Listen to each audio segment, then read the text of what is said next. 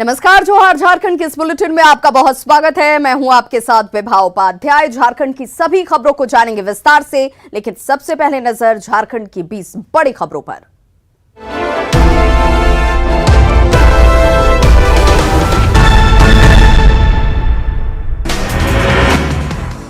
Corona संकट ने झारखंड में विधानसभा के मानसून सत्र पर भी ग्रहण लगा दिया है। विधानसभा के कर्मचारी से लेकर सरकार के मंत्री और विधायक अब तक कोरोना पॉजिटिव हो चुके हैं। ऐसे में खतरे को देखते हुए सरकार मानसून सत्र बुलाने में असहज महसूस कर रही है। रिम्स के निदेशक बंगला में रह रहे लालू प्रसाद का स्वास्थ्य स्थिर है। उनमें कोरोना के कोई लक्षण नहीं है, लिहाजा फिलहाल कोरोना जांच की कोई जरूरत नहीं है। डॉक्टरों की सलाह पर बंगले के अंदर ही लालू प्रसाद रोजाना कुछ देर टहलते हैं।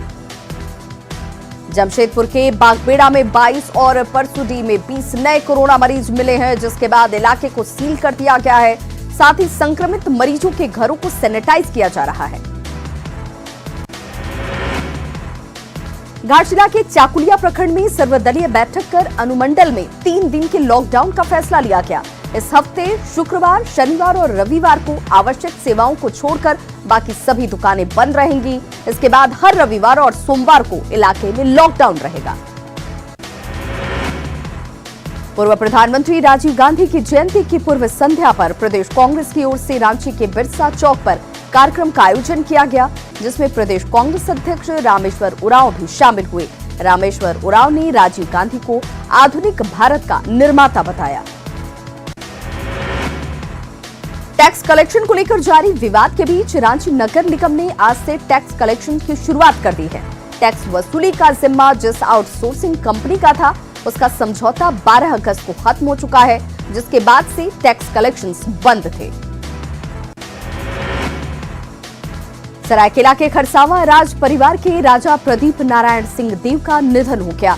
उनके पार्थिव शरीर को राजमहल के पास लाया गया, जहां राजा प्रताप आदित्य सिंह देव और रानी अरुणिमा सिंह देव ने श्रद्धांजलि दी, जिसके बाद पार्थिव शरीर को रांची के आनंदमयी आश्रम ले जाया गया।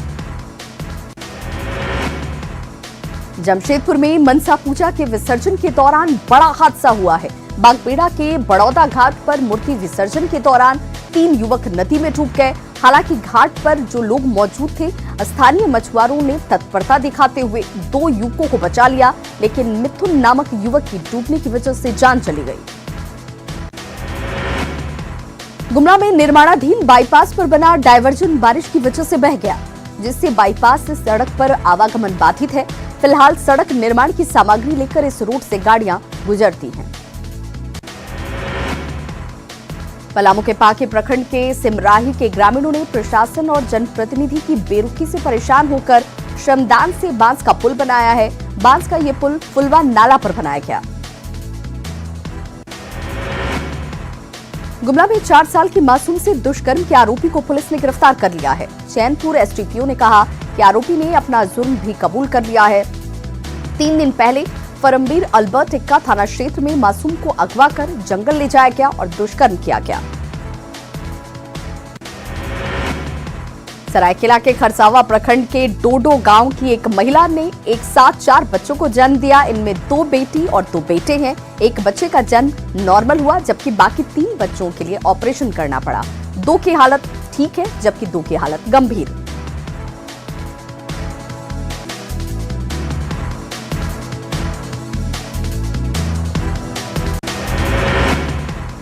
निजीकरण के खिलाफ चतरा में बिजली कर्मियों ने विद्युत आपूर्ति प्रमंडल कार्यालय के पास प्रदर्शन किया है। कर्मियों ने निजीकरण का फैसला वापस लेने की मांग की, साथ ही अपने हक के लिए विरोध प्रदर्शन जारी रखने का ऐलान किया गया। गिरिडीह के गांवा में जेवीएनएल की तरफ से पावर ग्रिड का निर्माण कराया जा रहा है, लेकिन कंपनी ने 2 महीने से मजदूरों को मजदूरी ही नहीं दी, जिससे मजदूरों के सामने अब भूखमरी की समस्या आ गई है। मजदूरों ने सरकार से दखल देने की मांग की है। कोरोना संकट की वजह से जामताड़ा, चित्तरंजन और करमाटांड़ रेलवे स्टेशन पर सन्नाटा पसरा हुआ है। हालांकि जामताड़ा स्टेशन पर पूर्वा और हावड़ा पटना जनशताब्दी एक्सप्रेस रुक रही हैं, लेकिन चित्तरंजन और करमाटांड़ स्टेशन पर ताला लटका है। इस वजह से यहां दुकान लगाने वाले लोगों की परेशानी बढ़ गई है। हजारीबाग में उत्तरी छोटा नागपुर का इकलौता राजकीय संस्कृत उच्च विद्यालय बंद होने की कगार पर है। छात्र अब संस्कृत की पढ़ाई में दिलचस्पी नहीं दिखा रहे। पिछले 2 सालों से यहां एक भी छात्र ने नामांकन नहीं लिया है। ऐसे में विद्यालय को दूसरे स्कूल में मर्ज करने की कवायद शुरू हो गई है। चतरा में सरकारी निर्देश के बाद भी शिक्षिका सह सचिव की लापरवाही की वजह से विश्वविद्यालय में झंडोत्तोलन नहीं करने का मामला प्रकाश में आया है।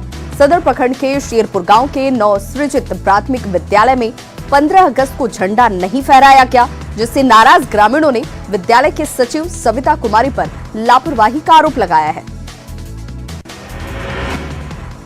पश्चिम सिंहभूम में काम की मांग को लेकर होमगार्ड जवानों ने सांसद विधायक के साथ ही प्रशासन से गुहार लगाई है। ड्यूटी नहीं मिलने पर उनके सामने अब भूखमरी की नौबत आ गई है। पूरे मामले पर डीसी ने भी हाथ खड़े कर दिए हैं। कुटी समाहरणालय सभागार में डीसी की अध्यक्षता में डीएलसीसी की बैठक हुई, जिसमें विकास के कार्यों की समीक्षा की गई। किसान क्रेडिट कार्ड, महिला स्वयं सहायता समूह, प्रधानमंत्री मृदा योजना और सीडी रेशियो की समीक्षा की गई। सिमडेगा में लगे 2 पावर ट्रांसफार्मर में एक खराब है और इस वजह से अक्सर बिजली की समस्या लोगों को उठानी पड़ती है। सिंगल ट्रांसफार्मर होने की वजह से छोटी खराबी आने पर भी बिजली आपूर्ति बाधित हो जाती है।